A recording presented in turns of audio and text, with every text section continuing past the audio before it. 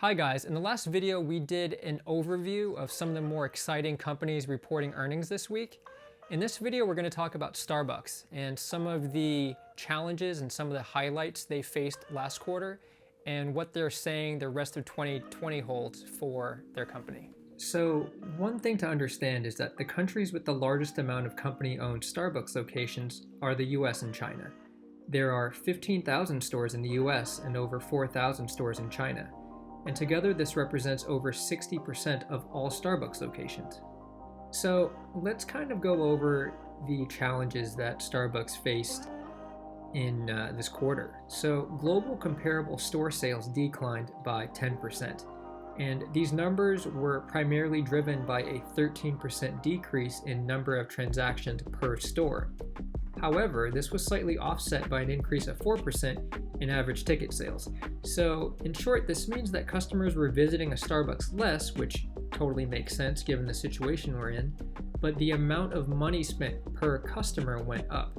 So the customers that would typically visit a Starbucks multiple times throughout the day and buy more than one drink were buying the same amount of drinks but during less visits, therefore making the average ticket higher.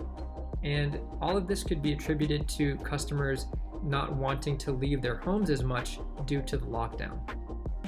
Starbucks attributes the loss in sales to temporary store closures, reduced hours, and of course a reduction of foot traffic. So what's the guidance that Starbucks gave us in this earnings report?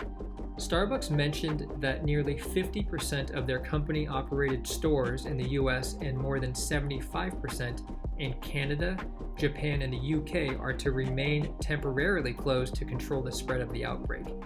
In contrast, they've opened 98% of the Starbucks in China, but under a modified schedule and with safety of their customers in mind. So what are my thoughts? I've heard and seen some analysts say that they think that the current situation is going to greatly change the consumer behavior patterns in the long run, but I tend to disagree. I think short term they may favor making coffee at home because they've probably been doing it for the past couple months, but I think when things eventually do go back to normal, or the most normal it's going to get for a while, I think people will opt for the convenience and the taste that they've gotten accustomed to with Starbucks and their products. I just don't see people deleting the app or getting rid of all the stars that they've accumulated over the years. So we'll see what the future holds. I currently hold Starbucks. I think it's a great buy. I love the fact that Starbucks continues to open up stores in China pretty aggressively, it seems. I love that they're testing vegan options like Oatly and Beyond Meat. I think that once that test is over, they're definitely, I would imagine, going to test it here in the United States. I think it's going to be even more popular here. So I love that they're trying out new things. I think consumer tastes are heading towards vegan options, or the greater amount of people are probably trying it now.